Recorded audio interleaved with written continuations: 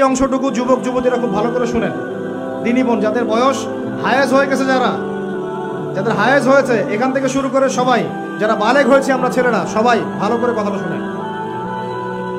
বাংলাদেশে পিছন থেকে একটা নতুন সমস্যা রাইজ করতেছে। সমস্যাটা হচ্ছে, এমনিতেই আমাদের ছেলে মেয়েদের মধ্যে হারাম সম্পর্ক ছিল। এর স্কুলে কলেজে বিশ্ববিদ্যালয়ে যাচ্ছে, ফ্রি মিক্সিংয়ে পড়াশোনা করছে, বাসায় পর্ন দেখছে, ওখানে গিয়ে মেয়ের সাথে হারাম সম্পর্ক হচ্ছে, তারপরে প্রেমের সম্পর্কের নামে জেনা হয়ে যাচ্ছে, জেনা হওয়ার পরে ছেঁকা খেয়ে মাদক, তারপরে গান বাজনা বাদ্যযন্ত্র ইত্যাদি ইত্যাদি, জীবনটা শেষ। এদিকে ওই ব্যভিচারী মেয়েরা কারো কারো ঘরে যাচ্ছে, দাঁড়ান আমাকে বলতে দেন, ব্যভিচারী মেয়েরা কারো কারো ঘরে যাচ্ছে, ওদেরকে নিয়ে আপনারা আবার সংসার করতেছে। এই হচ্ছে না সিচুয়েশন? একজনের 5টা গার্লফ্রেন্ড, একজনের 4টা গার্লফ্রেন্ড, আরেকজনের 3টা বয়ফ্রেন্ড, 4টা বয়ফ্রেন্ড, এই ধাপগুলো পার হয়ে হয়ে এরা সংসারের জীবনে আসতেছে যখন বয়স হয়ে যাচ্ছে 25-30। সমস্যা কিন্তু এটা ম্যাক্সিমাম সবার ক্ষেত্রে হচ্ছে বলবো না, অনেক একটা বড় অংশ এই সমস্যা ফেস করতেছে।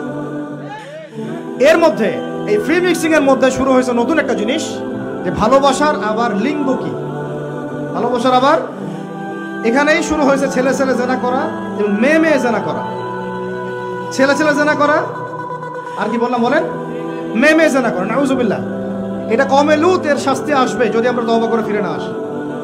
এর উপরে এখন শুরু হয়েছে ভালোবাসার আবার ধর্ম কি, ভালোবাসার আবার, আমার সাথে বলেন কি বললাম, ভালোবাসার আবার, এদিকে মনোযোগ দেন, ভালোবাসার আবার কি, ভালোবাসার আবার কি, এই কথাটা, এই স্লোগানটা দিয়ে কি করা হচ্ছে আপনারা শুনেন।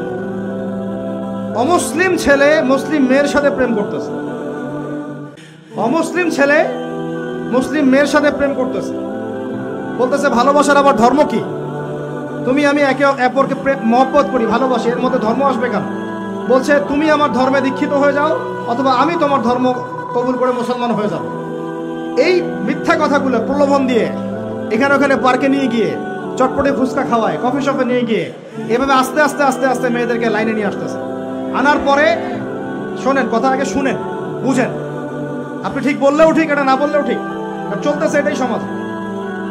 এখন কথা হচ্ছে, আমরা যদি আমাদের বোনদের ইজ্জতকে বাঁচাইতে চাই, এই বিষয়টা সম্পর্কে সচেতন থাকতে হবে।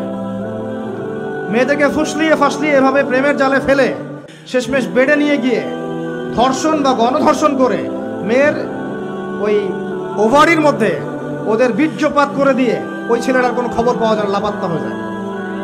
কোনো কোনো ক্ষেত্রে টাকার বিনিময়ে মেয়েদেরকে পাচার করারও অভিযোগ পাওয়া গেছে, এবং এই কাজটার নাম তারা সংঘবদ্ধভাবে দিয়েছে, এর নাম নাকি লাভ জিহাদ। বলে নাউজুবিল্লাহ। এবং বীর দর্পে ফেসবুকে পোস্ট দিচ্ছে, আজকে অমুক মেয়ের এটা করলাম, আজকে তমুক মেয়ের এটা করলাম। ভিতর থেকে একটা চক্র কাজ করতেছে, এবং এই চক্রের কেউই মুসলিম না, এই চক্রের কেউই কিন্তু মুসলিম না। বাহিরে আবার পরিচয় দিতে পারে যে আমি মুসলিম, আমার নাম অমুক, নাম পরিবর্তন করে মুসলিম মেয়েদেরকে ফুসলিয়ে ফাসলিয়ে এই জেনার ফাঁদে ফেলে ওর পিছনে কিছু টাকা খরচ করে, কিছু সময় দিয়ে ওকে প্রয়োজনে ঘুমের ওষুধ খাওয়ায়, প্রয়োজনে আবার জাদুটোনা করে, বান মারে, ওকে তাবিজ কবজ করে বিছনায় নিয়ে এসে ধর্ষণ বা গণধর্ষণ করে, ওই ভিডিওগুলো দিয়ে পরে ওকে ব্ল্যাকমেইল করে, পরে ওর কাছ থেকে টাকা খাওয়া শুরু করে, কোনো কোনো ক্ষেত্রে মেয়েদেরকে পাচারও করে দিচ্ছে। আমাদের মেয়েদেরকে বলতেছি, কোনো অবস্থাতেই কোনো মুসলমান ছেলের সাথেও কোনো অবৈধ সম্পর্কে যাবে না। অমুসলিম হলে তো কোনো কথাই নাই। অমুসলিমের সাথে আপনার কিসের প্রেমের সম্পর্ক? একটা চট দিয়ে তার ছেলে দেওয়া দরকার। অমুসলিম ছেলের সাথে তোমার কিসের প্রেমের সম্পর্ক? পরে যখন এই ছেলেগুলো তোমাকে নিয়ে রেপ করে রাখবে, তখন তোমার আক্কেল হবে? তখন তোমাদের হুঁশ ফিরবে? তখন এসে আমাদের কাছে মেসেজ করতেছে, আমার এই সমস্যা হয়েছে, আমাকে আমি কি করবো বলেন? আমাদের ওয়াইফদের কাছে মেসেজ করে, এরকম এরকম হয়েছে আমার সাথে, আমরা কি করবো বলেন? তো তোমাকে কে যাইতে বলছো এই ছেলের কাছে? তুমি তোমার ইজ্জত ওখানে, তুমি তোমার পায়জামা কিভাবে খুললা সেখানে, আর কিভাবে বলবো বলেন? তুমি একজন মুসলিম ঘরের মেয়ে, তোমার ইজ্জতের দাম নাই, তোমার সম্মানের দাম নাই, তোমার ইজ্জত আবরুর দাম নাই। তুমি কেমন করে নগ্ন হয়ে বাইরে ঘুরতে পারো? তুমি কেমন করে একটা অমুসলিম ছেলের সাথে প্রেমের সম্পর্ক করতে পারো? কিভাবে তুমি একটা অমুসলিম ছেলের সাথে বেড়ে যেতে পারো? তার সামনে তোমার পায়জামা কেমন করে খুলতে পারো তুমি? আমার ল্যাঙ্গুয়েজ আপনি রাগ করেন না, আমি খুবই ফেড আপ এদের উপরে। একটা মেয়ে একটা মুসলিম ছেলের কাছেই তো যাইতে পারবে না অবৈধভাবে। যাইতে হইলে তোমার শর্ত তিনটা: বিয়ে করতে হবে, বালেগ হইতে হবে, সাক্ষী থাকতে হবে, মোহর দিতে হবে, তারপর যাইতে পারবো। মুসলিম তো মুসলিম করতে করতে এখন অমুসলিমদের সাথে প্রেম করা শুরু করছো। আর যখন অমুসলিমদের দ্বারা তোমরা ধর্ষিত হচ্ছ, তোমাদেরকে পাচার করতেছে, তখন বলে এসে আমাদের কাছে চিঠি লেখো আমরা এখন কি করব। এদের কি ভাই ইয়া নাই? বাসায় কি বাবা নাই? বাসায় ভাই নাই? এই চক্র থেকে সাবধান থাকেন। আর আমাদের সমাজে যারা দায়িত্বশীল, রাষ্ট্রের যারা দায়িত্বশীল, যারা উপরের লেভেলে আছেন, এই বিষয়গুলোর উপর কঠিন দৃষ্টি দেওয়ার জন্য আমি রিকোয়েস্ট করব। আমরা কিন্তু কোনো ধর্মের মানুষের সাথে কোনো দ্বন্দ্ব চাই না। চাই আমরা যে 50-60 বছর থেকে একসাথে বসবাস করতেছি, আমরা কি কোনোদিন কারোর সাথে মারামারি করছি? কোনোদিন দেখছেন যে খ্রিস্টান মুসলিম মারামারি হচ্ছে? ইহুদি মুসলিম মারামারি হচ্ছে বাংলাদেশে? হিন্দু মুসলিম মারামারি হচ্ছে বাংলাদেশে? দেখেছেন কখনো? এখন কি নতুন করে শুরু হবে এগুলো? আল্লাহ রাব্বুল আলামিন আমাদের দ্বীনি ভাইদেরকে বুঝদান করেন, বোনদেরকে বুঝদান করেন। কোনো অবস্থাতেই মেয়েদেরকে আপনি এভাবে ছেড়ে দিয়েন না বাইরে। কোনো অবস্থাতেই একটা মেয়ের হাতে অকালে মোবাইল ফোন তুলে দিয়েন না। কোথায় যাচ্ছে খোঁজ রাখেন, কার সাথে মিশছে খোঁজ রাখেন। একটা বাড়ির সম্মান নষ্ট হয়ে গেলে কখনো ফিরে আসে না। একটা মেয়েকে অপহরণ করেছিল রাজা দাহির, মুসলিম মেয়েকে। সেই ইজ্জতের বদলা নেওয়ার জন্য 17 জন ঘর সাওয়ার নিয়ে, কতজন? মাত্র 17 জন ঘর সাওয়ার নিয়ে মোহাম্মদ বিন কাসিম এই সিন্ধুর রাজা দাহিরকে আক্রমণ করে ওই জায়গায় পরাজিত করেছিল।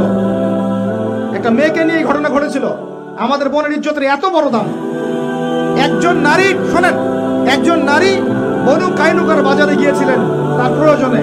ইহুদি তার শ্লীলতাহানি করেছে, তার সতর খুলে দিয়েছিল একজন ইহুদি। এটা দেখে একজন মুসলিম ভাই সেখানে থাকতে না পারে ওই ইহুদির গর্দান নামিয়ে দেয়। এই ইস্যুকে কেন্দ্র করে ইহুদিরা মিলে ওই ভাইকে শহীদ করে। তখন ওই বাজারে ওই ভাই ছাড়া আর কেউ ছিল না, একজনই ভাই ছিল।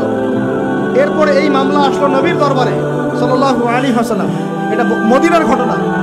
নবী সাল্লাল্লাহু আলাইহি ওয়াসাল্লাম ওই সাহাবীকে তো দোষারোপ করেনই নাই, ওই সাহাবীকে দোষারোপ করেন নাই, বরং নিজে বর্ম পরে অন্য সাহাবীদেরকে বলেছেন তোমরা বের হও, আমরা বনু কাইনুকা আক্রমণ করবো, ওকে এখান থেকে বের করে দেবো।